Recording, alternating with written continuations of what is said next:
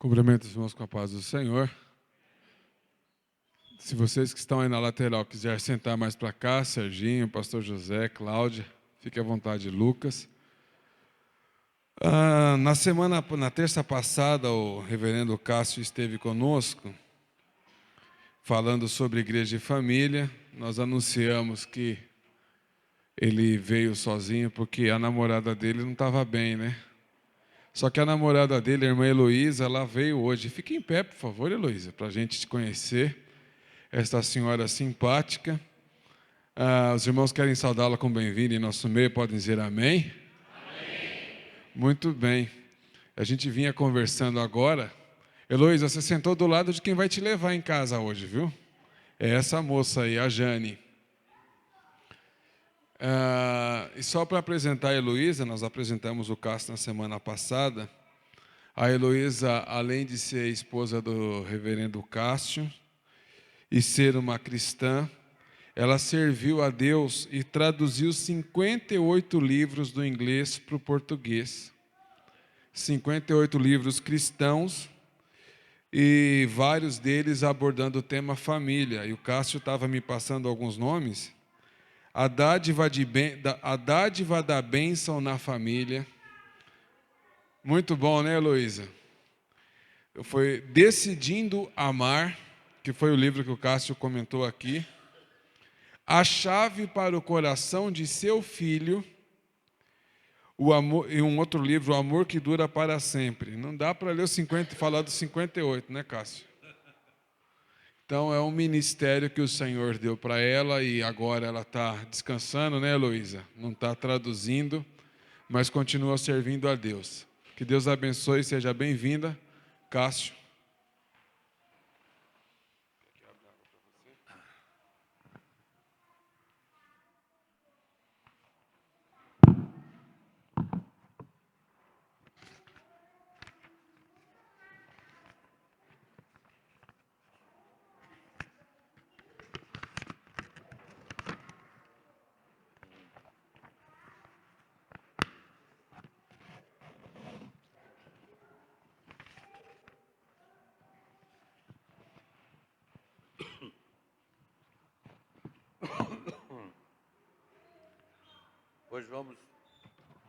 Hoje eu vou começar com água.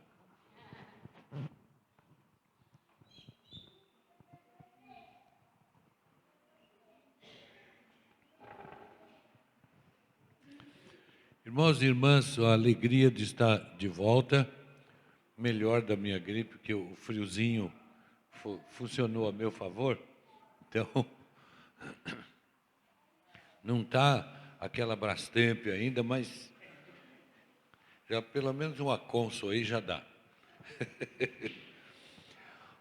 Bom, meus irmãos, nós paramos nesse item aí, e eu resolvi dar uma revisada nessa unidade 4, por uma síntese, para a gente engrenar daí para diante.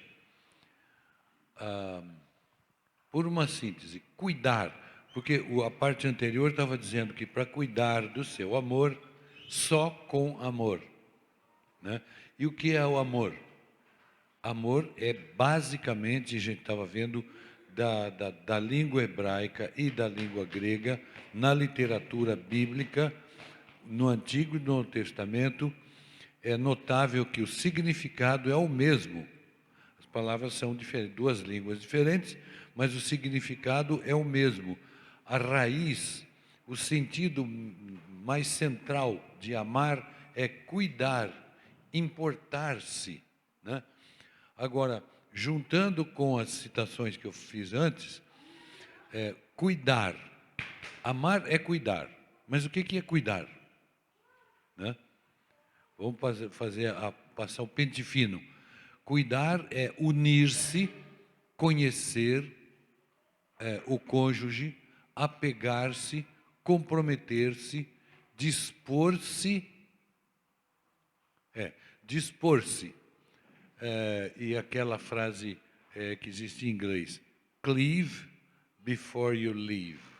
Quer dizer, una-se antes de deixar, no contexto de deixar pai e mãe. Antes de sair de casa, una-se a alguém e que esse alguém seja para a sua vida, ou seja, a sua vida, né? Segundo, a gente ama, cuida. A gente cuida unindo-se à pessoa, respeitando, reconhecendo, comprometendo-se com a pessoa e aceitando limites. Ninguém é infalível. Não dá para apresentar outra palestra aqui, mas na minha cabeça fica aquele turbilhão assim. O outro pendrive que eu tenho sobre perdão na vida familiar. Gente,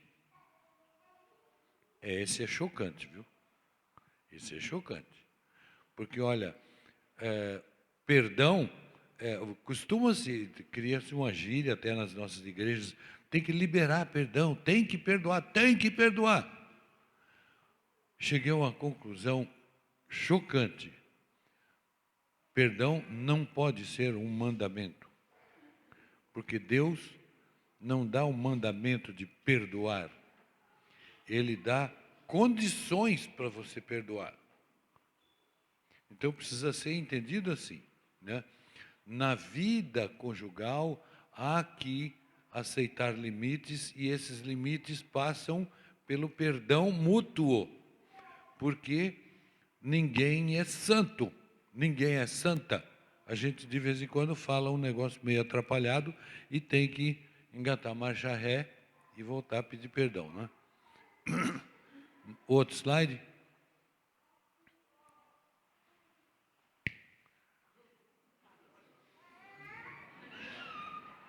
Mais um. Não fala nada, só dá assim com a mão, né? Cadê aquele abraço? Cadê aquela recordação de quando eu saí hoje de manhã, agora, 12 horas depois eu estou entrando em casa novamente. Então, estou 12 horas depois reencontrando o amor da minha vida. Então, alegrar-se, saudar, agradar-se, mostrar que você está agradado ou agradada com a presença do cônjuge, né? Dar atenção, interessar-se. E é impressionante o número daqueles maridos que chegam em casa, ou mulher também, que hoje é tudo negócio de executivo, e chefe para lá, e secretário para cá, coordenadora para lá, gerente para cá, e por aí, né? Chega em casa, o menino vai, papai, olha, tá, vou sentar, não sei o quê. Ah, meu filho, eu estou cansado. Papai vai ler o jornal e ver um pouco de TV para relaxar. Que é isso? Você relaxa com o seu filho no colo, porque lá fora não tem filho no colo para relaxar. Relaxa dentro de casa. Depois, um dia, o seu filho vai relaxar abraçando você. Hoje, por exemplo, telefonei para o meu filho. Olha, conversamos quase 1 hora de interurbano. Porque o assunto não acaba. O assunto não acaba. A gente tem prazer um no outro. Já contei que na semana anterior ele passou o fim de semana conosco, fez comida, comemos, bebemos juntos, tal, né? E quando eu fui levá-lo no trabalho da esposa dele, que estava com o carro, né? Quando íamos indo para lá, ainda comentei esse assunto com ele. Falei, filho, você precisa saber de uma coisa. Eu e sua mãe gostamos tanto de você, nós amamos você. Então, quando você vem aqui, é uma festa, né? E quando a gente se abraça, a gente se sacode para lá, para cá, assim, né? Então, esta coisa é muito importante. Agradar, estar atenção, interessar-se, né? Ele estava contando os planos de trabalho dele hoje e tal, envolvendo uma porção de coisas difíceis lá. Mostrar interesse, a gíria dos jovens de hoje, se liga, né? Se liga no seu cônjuge, é preciso, escute, concentre-se, preste atenção, né? Preste atenção, o que a mulher está falando, você para de ouvir o raio da televisão e presta atenção no que a sua mulher está falando. E vice-versa. Desliga o radinho da cozinha e escuta o que seu marido está querendo contar.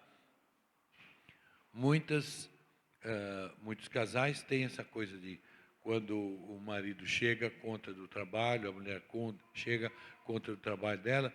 E tem maridos tem casais que já não fazem mais isso, porque já estão tão saturados de falação o dia inteiro, que chega em casa, não dá vontade nem de conversar.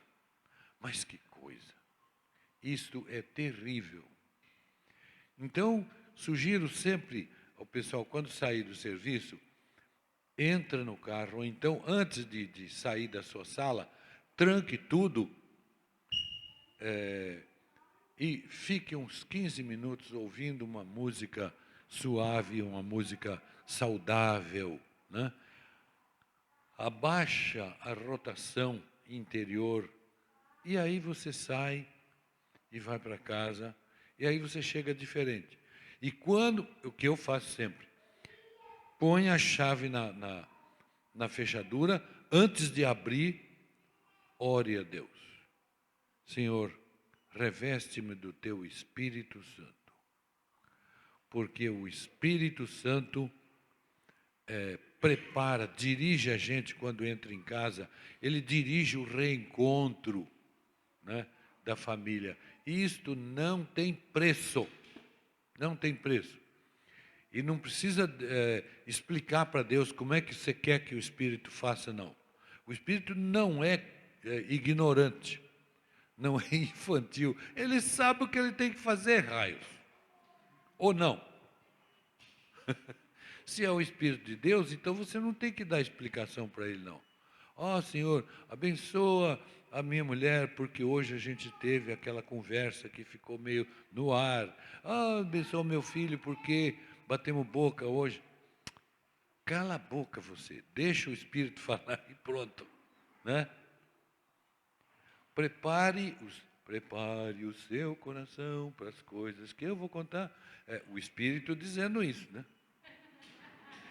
Mas você tem que trancar sua taramela e deixar o Espírito falar para você o que você tem que falar em casa.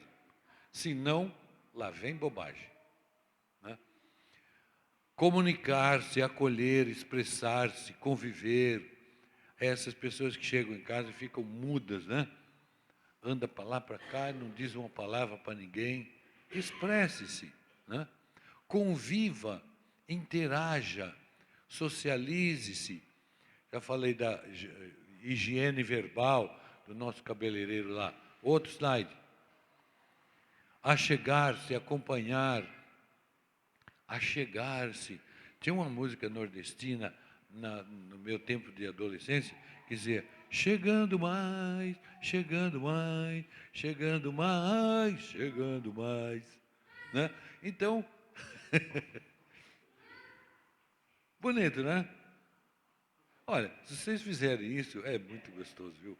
O casamento é muito gostoso, só se você se empenhar para fazer dele uma coisa gostosa. Aí fica. Se você fizer o seu casamento gostoso, ele fica. Mas se você esperar que o outro vá fazer, pode tirar o cavalinho da chuva, né? Convidar, chamar, trazer, servir, dispor-se, sem impor. Dispor é uma coisa, impor é outra coisa. Cultivar, seduzir, já falei sobre isso, reafirmar, renovar. Adiante. Cooperar, nossa, está cumprido isso daí. Cooperar versus competir, já falei do tênis e do frescobol. Aceitar limites, dar espaço à imperfeição. Se funcionar ali o outro slide que eu trouxe para a parte seguinte, nós vamos ver essa coisa da comunicação, de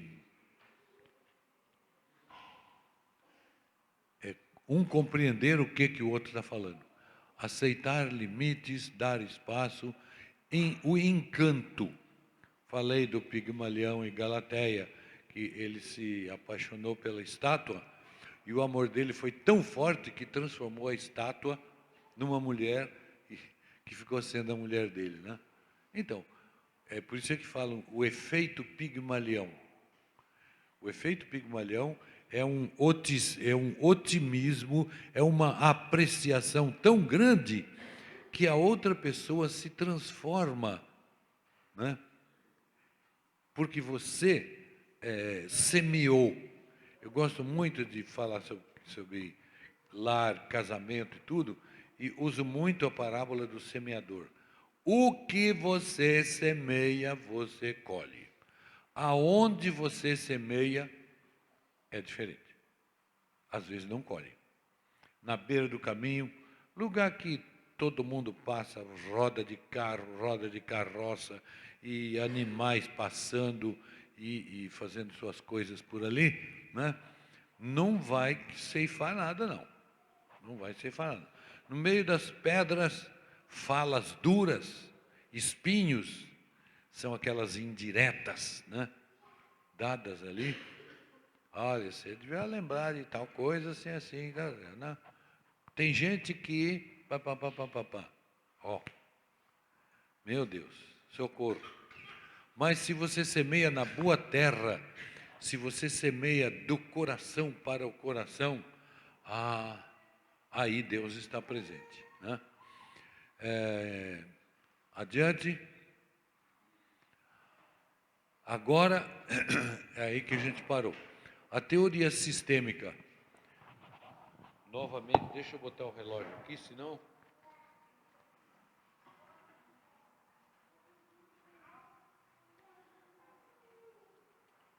Fica tão apertado isso que é difícil de tirar. Bom, a família como... Essa teoria sistêmica alguns psicólogos e pesquisadores, autores, estudaram a vida familiar tão profundamente e começaram a perceber que há certos paralelos com a física, com certas leis da física. Então, essa teoria sistêmica é um empréstimo feito do campo da física, né? Um sistema de forças no campo da física significa isso aí. Todos aplicado à família. A família como um sistema orgânico, todos afetam todos. Queiram ou não queiram, saibam ou não saibam, percebam ou não percebam, quer atentem, quer ignorem. Todos afetam todos. Todos ajudam todos, ou não. Ou todos ajudam todos, ou então todos ficam desajudados.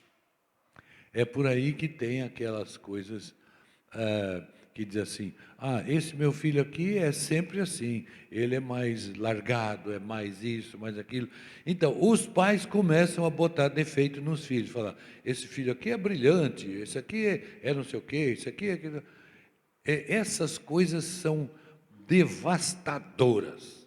Você está formando na criança a ideia de que ela é assim, ela é boca furada, que deixa cair comida, né? Mão largada, que deixa as coisas caírem, né? Ninguém nasce desse jeito. Mas nessa teoria aí, eles descobrem que o funcionamento, o dia a dia da família forma a criança para o futuro. E aí vocês ficam apavorados de ir comigo lá para a minha sala e ouvir pessoas de 40, 50 anos chorar que nem criança e dizer, olha, eu sou assim, assim, assim, assim. Falei, não, você não é. Fizeram você assim, mas você não é. Não, mas não sei o que. Eu falei, olha, quando Deus nos fez, Ele não fez um serviço meia boca. Quando Ele fez direito. Agora, é terrível dizer aqui no meio de uma igreja isso aqui, a educação muitas vezes entorta.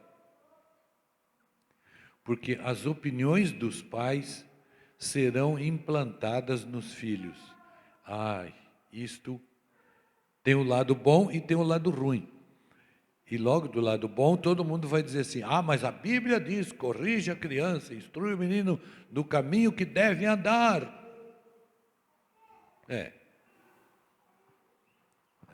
Diz, na disciplina e na correção do Senhor. A disciplina e correção do Senhor. Se nós, como pais, nos lembrássemos de procurar saber, pesquisar para saber qual é a disciplina e correção do Senhor, a gente seria menos autoritário, tentaríamos menos impor a nossa disciplina e a nossa correção. Porque a gente fica achando que a nossa disciplina é a de Deus. Mas nós precisamos primeiro nos submeter à disciplina de Deus para nós adultos, para depois a gente passar um produto filtrado, refinado para as crianças. Faz sentido o que eu estou falando? Eu pergunto muito e pergunto aos clientes sempre se faz sentido, porque não adianta eu vir aqui, blá, blá, blá, blá, blá, e entrar por um ouvido e sair pelo mesmo, para não atravessar do outro lado que pode ficar, né? Bom, então, todos afetam todos, todos ajudam todos, todos enriquecem a todos, ou não. E, por fim, o tempo todo, não para.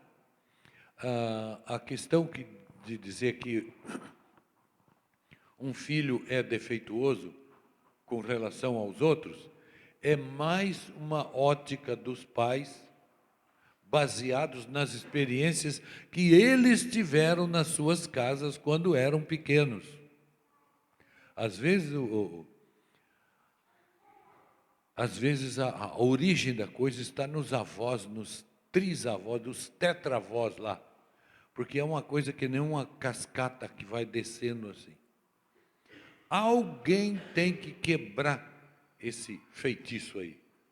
Alguém tem que quebrar esta cadeia de dor, de sofrimento, de amargura, de canseira da vida, né? Adiante. Assim, para cuidar do amor, é preciso, olha, agora voltamos ao casal novamente, uma revisão periódica da imagem conjugal. Adiante. O que é essa revisão periódica? O casal tem que sentar e enfrentar as suas ilusões, as idealizações do passado. Ah, eu quero muito me casar, porque aí eu serei feliz. Aí eu terei todos os benesses, eu terei carinho, terei sexo, terei comida, terei... Isso é teoria. Isto é ilusão, isso é idealização. Tome cuidado, porque o ideal só existe no ideal. O que funciona mesmo é o real e não o ideal. Ah, mas o ideal é que você... Para com isso. Segundo, revendo equívocos, erros, enganos, surpresas, a humildade. Olha aí, o casal tem que ter a coragem de rever os seus erros. Eu me lembro com o meu filho, quando ele era pequeno, uma vez ele fez, não me lembro que traquinagem que ele fez lá, foi um negócio, eu fiquei tão alterado, que eu dei umas palmadas nele, e ele, obviamente, chorou, né? Aí, a moça ali chegou para mim e falou, pai, você exagerou, você fez isso e tal, não precisava ser tanto assim. Aí, eu funguei, aí a hora que eu me acalmei, chamei e falei, filho, vem aqui, o papai exagerou, eu podia ter dado uns tapinhos em você, mas não precisava bater com a mão pesada. Ele virou e falou assim, pai, mas eu merecia. Eu precisava. Bom, você vê, a gente entra num acordo. A sua humildade ganha o seu filho, né? A sua humildade, a sua lealdade a sua não arrogância ganha, mas a sua arrogância perde. Perde, ele se perde e você também se perde. Outro, perdoar-se, perdoar. Olha, a gente fala muito em perdoar, ser perdoado, que é muito difícil perdoar. Vocês acham que é difícil perdoar? Depois de quase 40 anos na clínica, eu digo, difícil mesmo é perdoar você mesmo. Isto é mais difícil. Você se perdoar pelas bobagens que... Não, mas eu tinha razão. Tinha razão. E daí? Foi a razão que fez os fariseus levarem Jesus para a cruz. Foi a razão. Eles tinham razão, não tinham? Eles estavam com a Bíblia na mão. Só que eles faziam uma leitura da Bíblia. Essa leitura que os fariseus faziam da Bíblia foi que matou Jesus.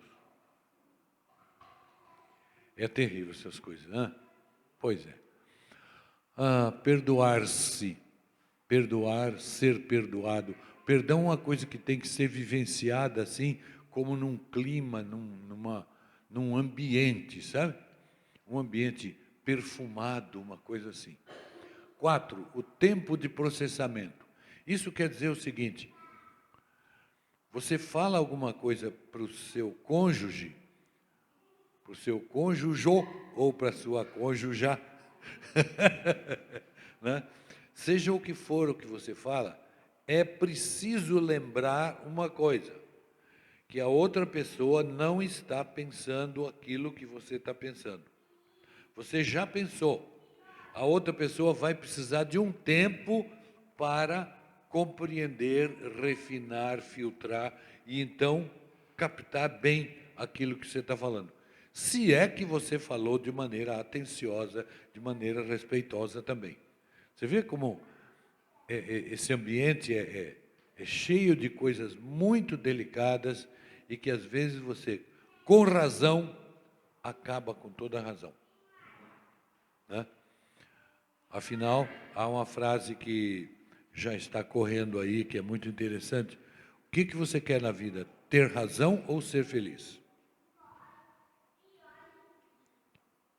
Já falei, foi a razão que levou Jesus Cristo, a razão dos fariseus que levou Jesus à cruz, né?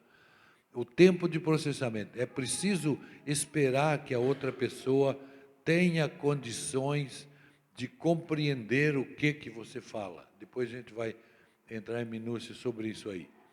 Nós somos pessoas diferentes e temos ritmos diferentes. Quinto, é preciso crescer. Nós não nos casamos e já sabemos tudo sobre casamento. Nós nos casamos e não sabemos nada sobre casamento, isso que é verdade. Nós fizemos lá em casa 53 anos de casados, mais 7 anos entre namoro e noivado, até vinha fazendo as contas ali. No ano que vem nós vamos comemorar 60 anos de namoro. Que sugestão que eu dou? Uma coisa muito simples. Namora que o casamento vai atrás. Namora que o casamento vai atrás. Mas se você for no casamento linha dura, o namoro morre. Morre na praia. Atravessa o Oceano Atlântico e cai morto na praia. O que adianta? Né? Ter processamento, crescer, aprender. Nós, como adultos, temos uma arrogância, nós queremos dizer aos outros a verdade, como se nós soubéssemos a verdade e a outra pessoa não soubesse nada da verdade, a outra pessoa fosse ignorante. No casamento você entra para aprender e não para de aprender. Nós estamos numa fase bem adiantada na vida conjugal, mas não paramos de aprender dia após dia, porque a idade vai pesando e você já vai não sendo capaz de fazer certas coisas, ou vai fazendo certas outras, é preciso sempre prestar atenção e sempre reformular. Vamos adiante? Para poder cuidar do seu amor, para poder dar toda a atenção ao seu amor, há uma condição fundamental. Vejamos. É cuidar de si mesmo. Cuidar de si mesmo. Cuide de você mesmo primeiro. Hoje ainda conversava com uma pessoa e a pessoa dizia assim, mas o negócio do amor ao próximo e tal, o amor ao próximo, amar ao próximo, amar ao próximo. Não é isso que está escrito na Bíblia, não. Vejam que eu gosto de usar umas expressões chocantes assim. E a expressão é essa. A Bíblia não manda amar o próximo, não. A Bíblia não manda amar o próximo, não. Ela diz que é para você amar o próximo como a si mesmo. Não amar o próximo, ponto. Tem uma outra parte no mandamento. E essa outra parte dá o critério anterior para você poder amar o próximo. Se você cuida de você mesmo, aí você sabe como cuidar do próximo. Você sabe do que você precisa e você provê para você o que você precisa, aí você compreende que o outro também tem suas necessidades. Aí você vai procurar, vai conversar. Escuta, irmão, irmã, o que você está procurando? Meu amor, o que você está precisando hoje, tal coisa. Né? Vê como muda? Amarás ao teu próximo como a ti mesmo. Na realidade, quando a gente estuda a língua grega, a gente vê que muitas das frases que estão traduzidas em português corrente são de estrutura poética. Algumas são traduzidas na expressão poética como poesia aqui. Mas a maioria de nós não entende de poesia. Eu entendo muito pouco de poesia. Muito pouco. Então, na verdade, isso eu chequei com o meu professor de grego no seminário, um pouquinho antes dele falecer. Ele morreu faz uns 3 ou 4 anos. Quase toda semana eu ligava para ele, professor, isso, assim, assim, o que é, papapá. E eu perguntei para ele, do meu estudo aqui, eu estou percebendo que o como a ti mesmo é a base de lançamento para o mandamento de amar ao próximo. Ele disse, ele tinha um cacuete, ele dizia, correto. Né? Correto. Ele disse, correto. Então isso quer dizer, ame a si mesmo para amar o seu próximo igualmente. Ame a si mesmo, cuide de você mesmo para saber como cuidar de seu próximo. Porque se você cuida bem de você, você se dá bem consigo mesmo, você é seu próprio amigo, sua própria amiga, aí essa amizade interior vai vazar para as outras pessoas. E as pessoas vão gostar de estar com você, vão gostar de conversar com você. Você vai ser uma pessoa interessante. Por quê? Você tornou você uma pessoa interessante, uma pessoa aberta, acolhedora. Jesus era assim. A criançada não corria atrás dele. Ô tio, ô tio, ô tio. E os pais então, olha, o mestre está muito ocupado, vocês são crianças, fiquem para lá. Jesus virou e pregou um pito enorme nos pais. Se vocês não agirem como criança, vocês não sabem nem do que eu estou falando. Esse negócio de reino do céu e tal, isso é balela para vocês. Então, não é para fazer criancice, é para fazer-se como criança, coração aberto, mente aberta. Né? Então, cuidar de si mesmo. O autoconhecimento, conhecermos o nosso lado escuro. Outro dia eu falei, todos nós temos pelo menos um ou outro lado. Nós somos pelo menos 2 pessoas, talvez 3, talvez 4. E quando tem essas pessoas na psicologia, tem a psicopatologia. Né? Na patologia, uma das mais graves é quando a pessoa Tem dia que é uma pessoa, tem hora que é outra pessoa e outra pessoa. Já passei por isso, já tratei de gente que um dia vinha lá, todo cheio de romance, assim, falando coisas agradáveis, bonitas e tal. Tinha dia que vinha lá que parecia que era o capeta em pessoa, né? Chegava lá e falava, eu posso quebrar tudo isso aqui, eu posso derrubar tudo isso aqui, né? O que você faz? A pessoa chega aqui dizendo que vai quebrar todo o seu consultório, você vai fazer o quê? Chama a polícia? Nunca chamei. Hoje, esta pessoa estudou, fez psicologia, é a minha colega e está trabalhando. Isto levou 12 anos para obter esse resultado. Você vê? Então, saber conversar com cada pessoa que vinha naquele mesmo ser humano, que coisa, não?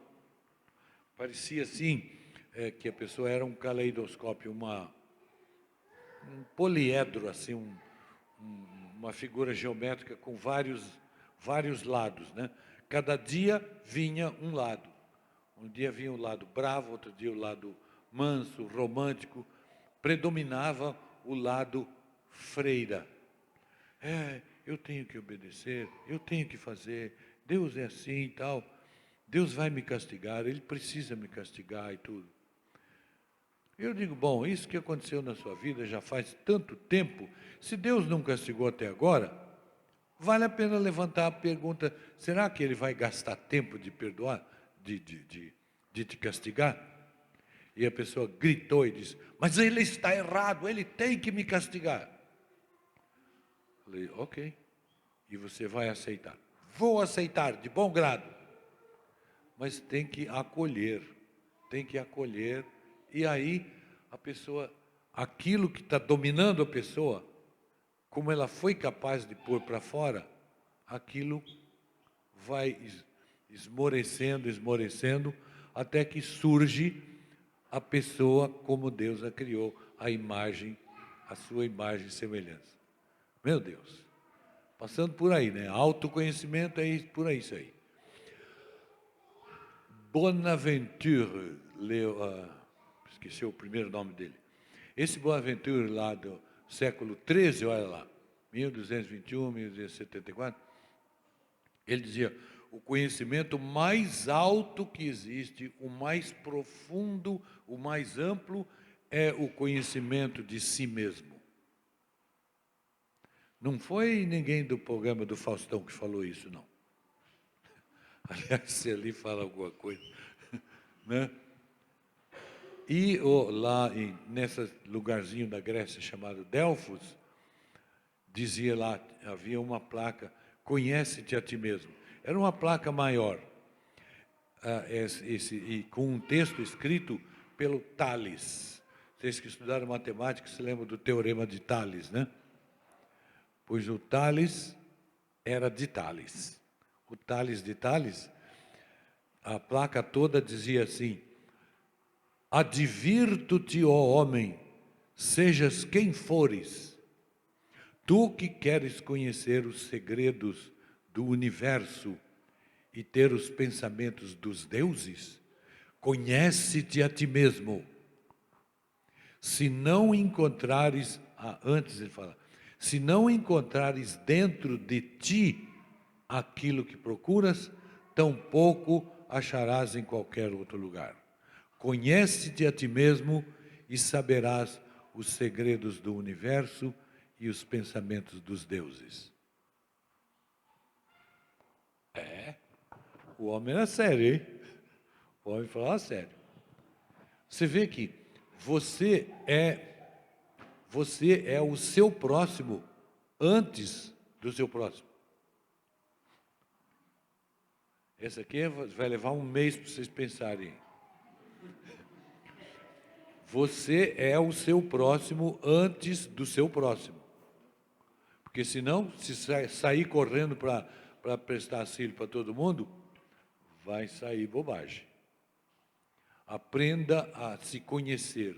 Conheça-se. Saiba os seus defeitos. Não fica esnobando os seus defeitos, dizendo assim, eu tenho os defeitos, eu sou assim, mas eu sou assim mesmo, é assim mesmo que eu sou. Isso é uma bobagem muito grande. Você não é isso que você está falando. Fizeram você assim. A educação ou a falta de educação fez você ficar desse jeito. Mas, na verdade, dentro de você tem um negócio lá que é a imagem e semelhança de Deus. É melhor ir procurar lá dentro, em vez de ficar com ideias preconcebidas aí. Salmo 139, 23, 24. Sonda-me, ó Deus, prova-me, conhece-me, o meu coração, vê se há algum mal, e guia-me pelo caminho eterno. Aí, submeter-se, o salmista pedia aqui. Ele não sabia conhecer a si mesmo. Então ele pedia a Deus, Deus, eu estou querendo me conhecer, mas eu não sei o que fazer para me conhecer. Então é melhor o Senhor me conhecer, e aí o Senhor me diz como é que eu sou. Olha que bacana. Faz sentido o que eu estou falando? Pensa que Deus conheça você, Ele já conhece. Então pede a Ele para contar para você como é que você é. Na opinião dEle, bem entendido. Na opinião dEle, porque a opinião dEle é sempre melhor do que a nossa. Sempre melhor do que a nossa. Isso. Quanto mais idoso eu fico, mais eu vejo que, vou te falar, se não for Deus, o negócio está feio. Como diz como é que chama aquele livro, Grande Sertão Veredas, o Riobaldo, a certa altura lá, diz assim, tem que ter Deus, porque com Deus as coisas são facilitadas, elas podem ser resolvidas, mas sem Deus não há esperança. Olha só. Prova-me, olha, não mude o seu cônjuge, mude a si mesmo. Como é que você se muda? Não é impondo disciplinas em cima de você. Isso também fará de você um sujeito chato, previsível, autoritário, superficial. Mas se você humildemente pede que Deus faça esse serviço para você, bom, aí sim, Deus muda você. Não é fazer oração também, impor as mãos e dizer, Senhor, muda esta pessoa para ser disto, para aquilo. Oração não foi feita para isso. Oração foi feita para, entra no teu quarto, fecha a tua porta e ore em secreto. Teu Pai que te vê em secreto te recompensará. Existe um momento, sim, de orarmos em comunidade, como vocês estavam orando há pouco, e é muito rico isso, mas não pense que isso basta. De nada adiantam as nossas vozes aqui na igreja em oração, por mais altas que elas sejam, se você não tiver o silêncio do seu quarto, em que você fale com Deus bem no ouvido dele. Existe um episódio muito interessante da vida da ex-Madre Teresa de Calcutá, agora é Beata Teresa de Calcutá, antes dela morrer, um repórter perguntou para ela, irmã, onde que a senhora arranja forças para dirigir todas as obras que a senhora dirige em tantos países e ainda ter o seu convento e ainda ensinar as suas noviças? Onde é que a senhora arranja força? Ela disse, na oração. Então a senhora ora? Oro. A senhora fala com Deus? Não, eu só escuto. Não, eu só escuto. A senhora escuta Deus? Escuto. E o que é que Ele fala? Nada, Ele só escuta.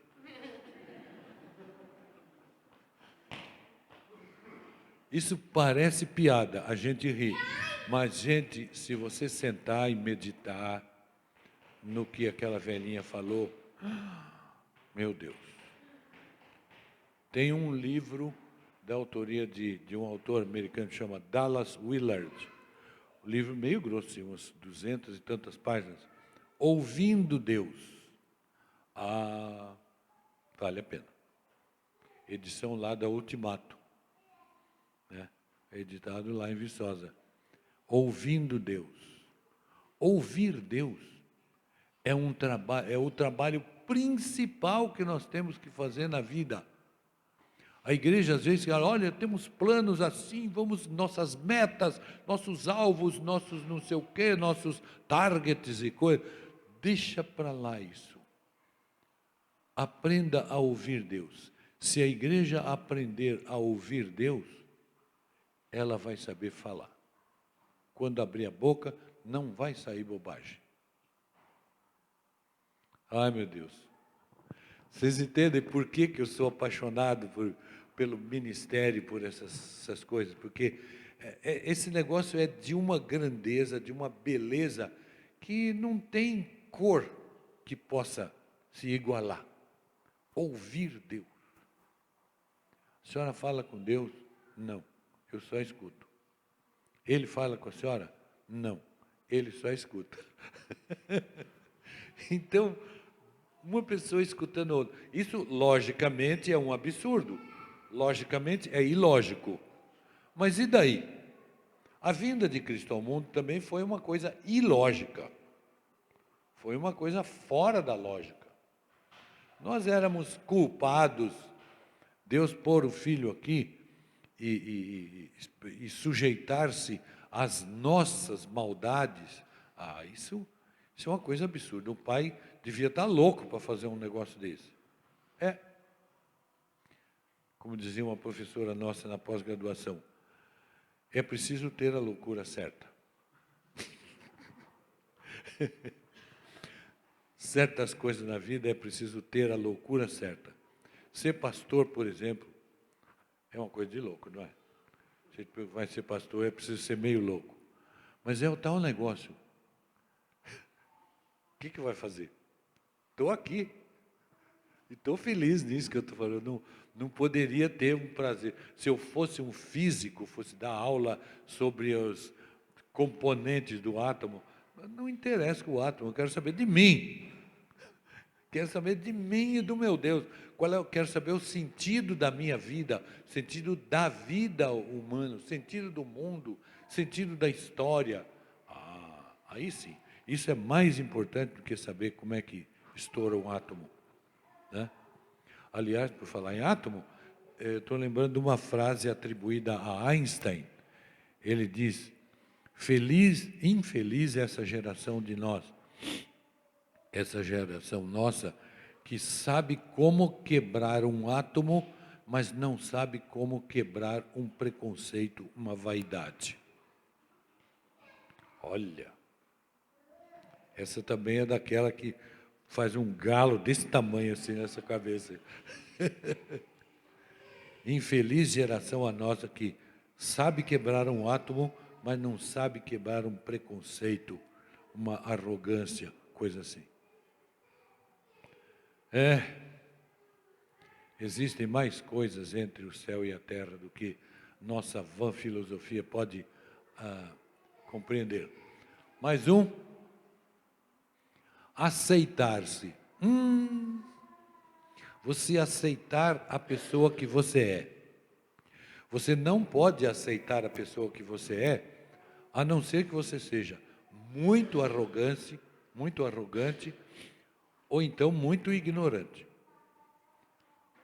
Você não pode se aceitar sem conhecer-se, sem se conhecer, sem saber o seu lado fraco, o seu lado patife, o seu lado defeituoso, o seu lado enrustido. Tem todos uma opção de palavras aí. Quando a gente descobre as próprias fraquezas, e quando você pega essas fraquezas no segredo do seu quarto, repito isso novamente, Você chega a isso no segredo do seu quarto, aí você leva a Deus e fala: Senhor, olha, eu tenho esse negócio aqui. Eu não sei cuidar disso. O Senhor, por favor, cuida. Manda o teu Espírito, ele sabe o que fazer. Eu não preciso ficar dizendo o que o Espírito tem que fazer, porque ele já sabe. Aceitar-se. Você é seu bem? Diz que é para cuide bem do seu bem, né? A ideia. Você é o seu primeiro bem? Se você é o seu bem, você compartilha esse bem com o seu bem. Se não, você vai usar o seu bem, querendo fazer o seu bem através do outro. Não vai funcionar. Você vai usar a outra pessoa e não amar a outra pessoa. Você é bom para si mesmo? Você é seu amigo? Você é casado consigo mesmo? Você se faz o bem? Olha, vou fazer uma pergunta indiscretíssima. Não respondam não, mas respondam diante de Deus lá. Você faz bem para si mesmo? Quando você fica sozinho, você gosta? É essa a pergunta que você leva para casa. Quando você está sozinho ou sozinha, você gosta?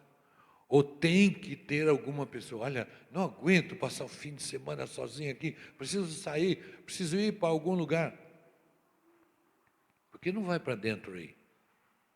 Por que não vai passar o fim de semana dentro de você? Por que não vai passar o domingo com Deus aí dentro de você? Vai valer a pena, a sua segunda-feira vai ser melhor. Terça, quarta, quinta também. E até o fim, né? Perdoar-se, rir de si mesmo. Você ri de você mesmo, das pataquadas que você faz? Puxa, um dia que eu estava com a cabeça e dar risada. Não é zombar, é outra coisa. Não é zombar. O riso, depois de Freud, a gente tem que tomar cuidado com o que a gente fala. Então, o rir de si mesmo, ele diz que é importante rir, porque o rir é o outro lado do chorar. Chorar e rir, diz ele, em certas circunstâncias, em muitas circunstâncias, é a mesma coisa. Né? Perdoar-se, rir de si mesmo. Ter bom humor. Ter um bom humor de você para você mesmo. Ou ser uma piada para alguém. Será que tem mesmo? Faça piada para você mesmo. Ria sozinho. Isso é muito bom. Você começa a gostar de você mesmo. Ah, mas se eu for gostar de mim mesmo, eu fico orgulhoso, vaidoso. Não. Porque os orgulhosos, vaidosos, egocêntricos, não gostam de si mesmo. Eles gostam de usar as pessoas para obter os seus objetivos. Feia coisa, hein? Tanto que essas pessoas que fazem tudo para todo mundo, falar tal, coisa. Se você telefonar para a pessoa nessas 12 graus que vai fazer à noite agora, 4 horas da manhã você telefona, olha, eu preciso de um remédio, preciso de um sanduíche aqui agora. Pois não, levanta, vai no meio da chuva, do frio que for e traz.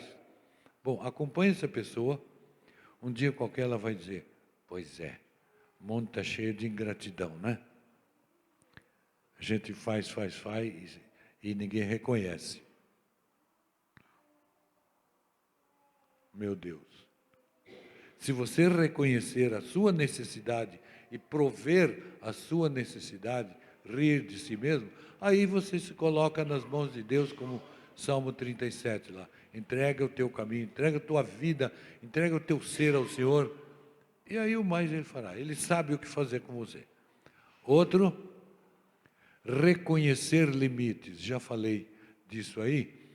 Saber dizer não sem egoísmo. Ou seja, ter um altruísmo correto, porque existe o altruísmo errado, esse que eu falei aqui, pessoa que faz tudo para todo mundo e depois vai se queixar que ninguém reconhece. Jesus passou por isso, só que ele saiu com o seguinte: Pai, perdoa-lhes porque eles não sabem o que fazem. Se nós formos capazes de fazer isso, então nós estamos reconhecendo limites. Não dá para fazer mais nada, tem que perdoar, né? Moderação de expectativas, né? E de cobranças a si mesmo e aos outros. Não fique dizendo, não, eu exijo de mim, eu tenho que me disciplinar. Disciplina está muito bom nas Forças Armadas, sabe? Eu tenho certificado de reservista, eu fiz serviço militar, eu sei o que é disciplina. Mas agora, como pastor e como psicólogo, eu digo, não é a mesma coisa. A verdadeira disciplina não é faça isso, não faça aquilo. É, Pai, perdoa-lhes porque não sabem o que fazem. Isso exige uma disciplina, um outro tipo de disciplina, né? Moderação de expectativas, cobranças, compaixão versus indolência. Infelizmente, a palavra compaixão já significa liberou geral, você perdoa todo mundo. Isso não é tão verdade assim. A indolência significa preguiça, inação, vadiagem, vagabundagem. Também não é bem assim, é preciso parar. Você sabe, existe um mandamento para descansar e não existe um mandamento para trabalhar. Acertei ou errei? Falei isso numa igreja outro dia e alguém levantou a mão e falou, existe sim, 6 dias trabalharás. Eu digo, não. Que número é esse mandamento? Não tem número, porque ele está dentro do 4º mandamento. E o cabeçalho do mandamento é, lembra-te do dia do descanso para o praticar. Aqui eu quero fazer uma confissão, uma reclamação grave. Até hoje eu não encontrei nenhuma tradução da Bíblia em qualquer língua, nunca tive notícia de que alguém fosse traduzir a Bíblia, e quando chegar nesse mandamento, quando chegou no mandamento, dizer isso que eu disse, lembra-te do descanso para o praticar. Aí sim, 6 dias você trabalha, mas no 7º dia é preciso descansar, né? Que coisa. Descansar é preciso descansar para trabalhar direito. Não é trabalha direito e depois descansa. Nós fomos criados assim, a sociedade, as leis empresariais dizem assim.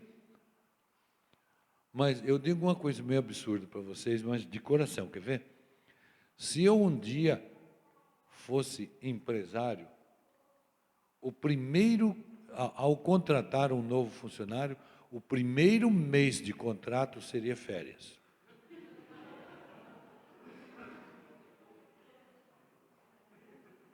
Você vê que eu não estou rindo. Precisa ser assim, porque você sai do outro emprego sem férias e vem para o emprego comigo sem férias, o seu desempenho vai ter uma quebra. Ah, mas que bom, meu primeiro mês de contrato é de férias. Então eu vou fazer uns bicos aqui, vou trabalhar aqui. Não faça isso. Não faça isso. Descansar é um ato de responsabilidade. É um ato de mordomia, de respeito para consigo mesmo. Bom, altruísmo errado, compaixão, indolência, humildade, autoritarismo, já falamos bastante. Tem mais ainda? Ou acabou? Tem o lazer e o humor. Quantas vezes na clínica eu tenho que dizer à pessoa, escuta, o que você faz de lazer? que você faz para descansar? O que você faz para se refazer, para se divertir, descansar emocionalmente? Ah, não, eu sou disciplinado. Uma vez, há um tempo atrás, um cliente dizia, eu faço minha ginástica, eu ando de bicicleta, Ah, então você gosta de pedalar, de sentir a brisa no rosto? Não.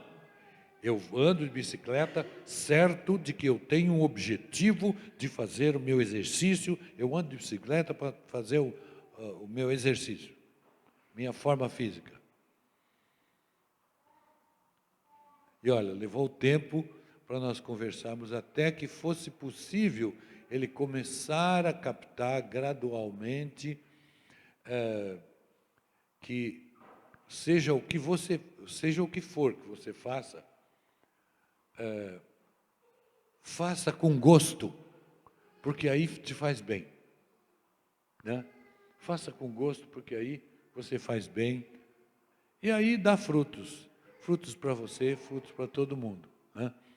Repousar, Jesus dizendo, vinde repousar comigo. Não faz muito tempo eu fui futricar no grego lá para ver como é a palavra repousar que Jesus usa. Olha, eu caí de costa. A palavra que ele usa em grego, eu não me lembro, mas o importante é que é o significado. Venham repousar comigo, eu estou morto de cansado. A palavra grega quer dizer quase que ressuscitar. Isso é Marcos capítulo 6, né? Olha lá, 30 a 34. Marcos diz que, quando Jesus diz assim, vinde repousar comigo, ele diz, porque não tinham tempo nem para comer, tal o número de pessoas que acorria, né? Tem que ter tempo para comer, não pode essa coisa de comer de pé, essa cultura, como dizia um velho pastor no Rio de Janeiro, essa cultura americanalhada de almoçar sanduíche, de pé, e como você vê no filme, o saquinho, toma aqui o seu almoço, eu trouxe almoço para você. Isso não é almoço, almoço é sentar, servir-se, conversar, degustar a comida, aí ela faz bem. Mas você engolir sanduíche aí, por isso é que tem vários problemas de saúde, não vou ficar mencionando aqui, porque não dá certo, né? Verbo forte, descansar, brincar de não fazer nada, sem culpa. Verbo forte quer dizer quase que ressuscitar. A correção divina é lembra-te do dia do descanso para o praticar. Quarto mandamento, já falei. Tem mais ou acabou? O filósofo alemão Nietzsche, que era filho de pastor, e porque ele escrevia umas coisas meio mal criadas a respeito da igreja, acharam que ele não era nem cristão, que ele era ateu. Quando ele escreveu, Deus está morto, né? Hoje se estudou, já muita gente tem tese de mestrado, de doutorado em cima disso, para mostrar que quando Nietzsche disse, Deus está morto, ele não estava fazendo uma afirmação a respeito do ser divino. Ele estava se referindo a Deus, entre aspas, o Deus que é servido nas igrejas. Esse Deus é morto. Então temos que ir atrás do Deus vivo. Não é à toa que a Bíblia está cheia de expressões assim, né? Ele diz, a maturidade de um homem consiste em achar de novo a seriedade que se tinha como criança ao brincar.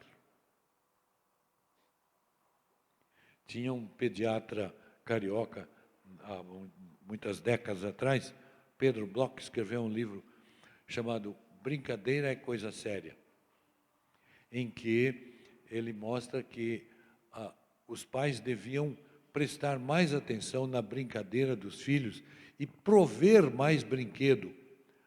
Porque se a criança não brinca na infância, ela vai brincar na vida adulta.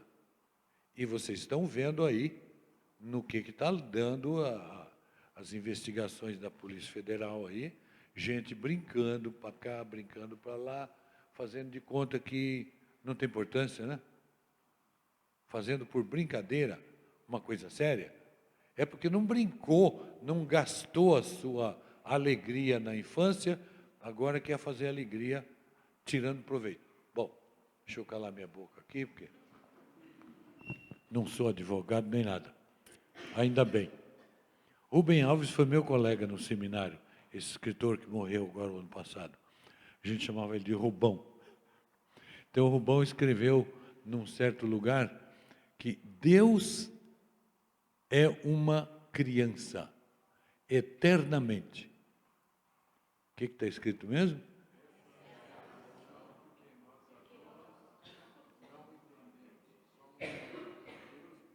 Aí. Nós somos sérios. Deus brinca. Anteontem eu falei aqui, uma das grandes equívocos que a igreja fez, não é agora, não é a igreja de agora, isso é uma coisa velha já, coisa de 2000 anos, é transformar a Bíblia num livro sério. Isto foi uma devastação. Os fariseus eram sérios. Jesus brincava. Por isso eles não gostavam de Jesus. Mas é mais fácil ser seguidor dos fariseus do que de Jesus. Porque os fariseus não precisavam fazer pergunta, eles já tinham tudo respondido, era só abrir a lei e citar o versículo lá. Do jeito nós continuamos fazendo a mesma coisa. Jesus não fazia isso. O Moisés de Jesus não era o mesmo Moisés dos fariseus. Por isso é que ele disse, ide e aprendei o que quer dizer, misericórdia quero e não sacrifício. Para entender isso, você tem que ir lá no profeta Isaías, ler o livro todo de Isaías, Jeremias e Ezequiel, e todos os profetas. Jesus era descendente teológico dos profetas, e não de Moisés. Por isso é que o Moisés de Jesus era um Moisés filtrado pelos profetas. Os fariseus não davam a mínima para os profetas. Eles achavam que Moisés era o cara. Só ouviam Moisés. E Jesus coçava a cabeça e dizia, ai, vocês me cansam, hein? Então, dizia o Rubão, Deus é uma criança, eternamente. Ai, tem que ler aqui. Nossa, não dá aqui também. Então, é a minha vista que dá ruim. Essa é a razão por que nós, adultos, não o entendemos. Somos sérios. Deus brinca. E vai por aí afora. Vamos adiante. 5. Saúde. Saúde. Saúde, a gente fala assim que é preparo físico. Primeira coisa é descanso, sono, arte, fantasia, porque isto nos refaz, isto nos traz energias para fazer o que tivemos de fazer a seguir. A vida só de fantasia é loucura, mas sem ela também é. A vida só de fantasia é uma loucura, mas a vida sem fantasia também é loucura. E irar-se, não vingar-se. A Bíblia diz, irai-vos e não pequeis. O que nós, como igreja, ensinamos aos nossos filhos? Não se irem. Você não pode se irar, porque quem se irar contra o seu irmão já o matou, diz Jesus lá. Não é isso que Jesus disse. Não é isso. Né? Irar-se, nós temos essa capacidade de não gostar. O que é preciso é não fazer que a nossa ira seja uma coisa lesiva, cause feridas no nosso próximo. Aí é outro, o mingau é outro. Aí é diferente. Vamos adiante? É normal ficar com raiva. É claro que todos sentem raiva, mas Não alimentem vingança no coração, não deixem que a raiva domine por muito tempo. Resolvam o problema antes de dormir, viu? Mãe e pai, filho e filha. Não deem mole para o diabo. Não deixem que ele prejudique a vida de vocês. Efésios 4, 26, nessa tradução interessantíssima que chama A Mensagem. Né? Está vendo? Outro quadro. Mesmo da mensagem, Salmo 139, 19. Fora todos os que te menosprezam, ó Deus. Vê como detesto a arrogância dos pagãos. Eu a odeio com ódio puro, total. Fale do que você não gosta, mas fale para Deus. Porque, como diz a Madre Teresa, ele só escuta. Aí você pode gastar seu latim à vontade com Deus, porque ele escuta e fala, o que quer dizer? Você acha mesmo, não é? É só isso que você tem para me dizer? Será que não tem coisa melhor para me dizer, não? Não digo que Deus é um cara divertido. E nós transformamos Deus num cara sério, num homem brabo. Mas que coisa burra! Se Deus fosse bravo mesmo, de verdade, nós não estaríamos nem aqui, não tinha sobrado nada. O céu ia criar mato e Deus seria obrigado a levar os bichos para morar com ele. O que mais que nós temos aí? Cuidados pessoais, estamos concluindo. Cuidados pessoais, o asseio. Lá em 2 Coríntios, Paulo diz que vós sois o bom cheiro de Cristo. Né?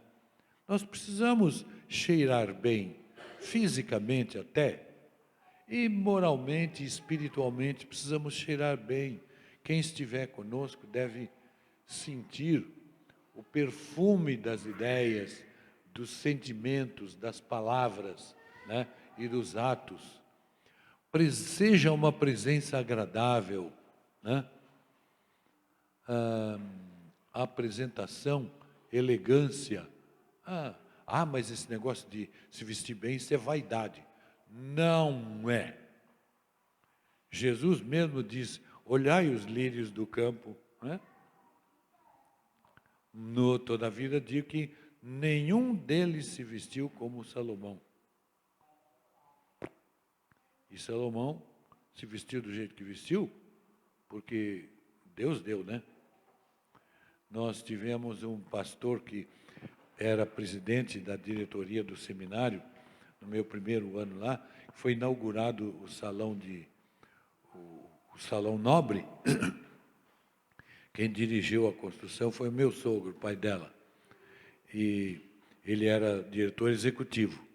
E o presidente da diretoria, o reverendo Galdino Moreira, né?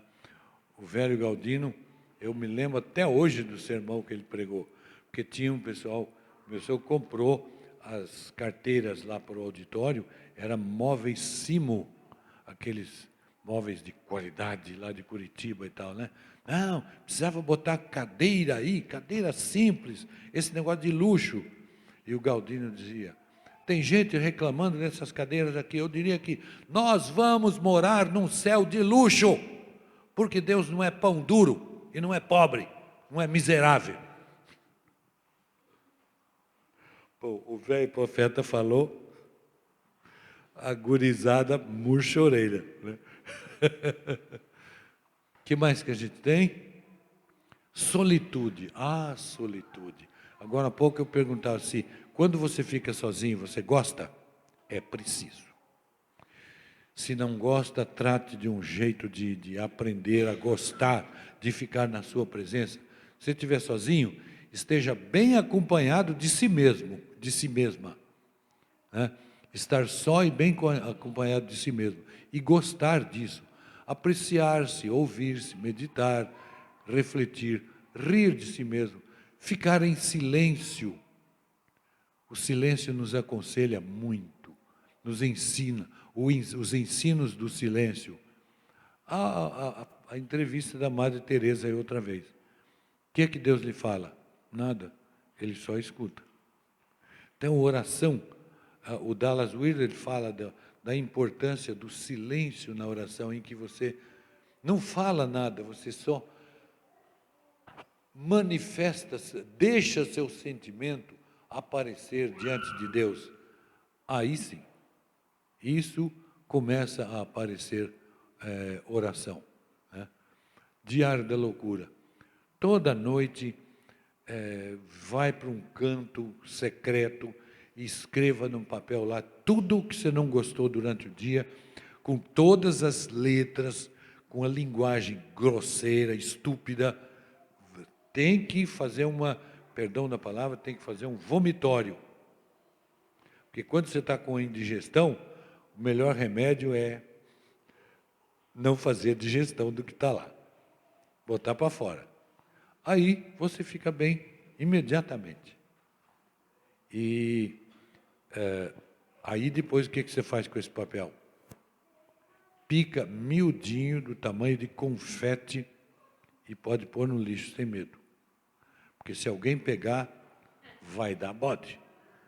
Aí vai dar bode.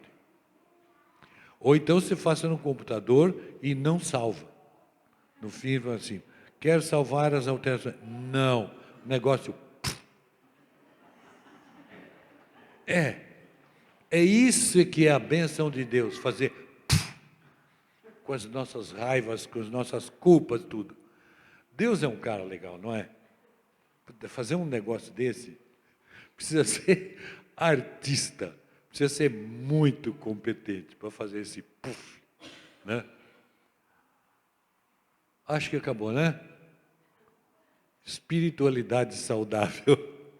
Em resumo, eu diria que espiritualidade saudável deve ser tudo isso que a gente está vendo até aqui, né? A graça divina, o que é? É você deleitar-se, como diz a Bíblia, deleita-te no Senhor, Salmo 37, versículo mais no comecinho ali, deleita-te no Senhor, e Ele concederá o que deseja o seu coração. Quer dizer, tenha prazer em Deus, aprenda a gostar de Deus, que você vai descobrir que Ele gosta de você. Acho que podemos terminar, né? Ou tem mais? Não. Deus abençoe.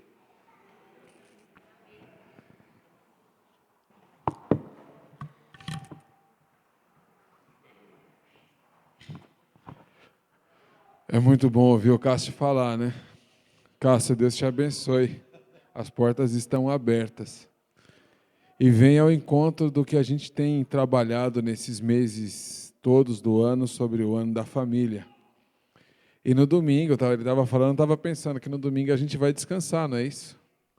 Nós vamos, Cássio, no domingo tirar um dia de confraternização da igreja, comer, se divertir, dar risada, brincar. Vai ser muito bom. Deus que abençoe, Cássio. Heloísa, Deus que abençoe. Vocês são no canal de bênção para as nossas vidas. E a gente vem sempre com aquela expectativa, né, de falar com a família o que é que o outro tem que consertar. E aí o Senhor falou conosco, o que é que eu tenho que consertar? Eu tenho que me amar primeiro, estar bem comigo, para estar bem com minha esposa, estar bem com meu esposo. Conserta-te a ti mesmo. Então, quando ele estava falando, eu pensando ali, quando eu estiver bem rabugento, ou achando que a Damares, a Mariana, tão brava, tão chata demais, será que não sou eu? Se eu tenho que amar o outro como a mim mesmo, será que eu estou me amando? Eu fiquei pensando nisso, né? Que a gente tem a tendência de terceirizar.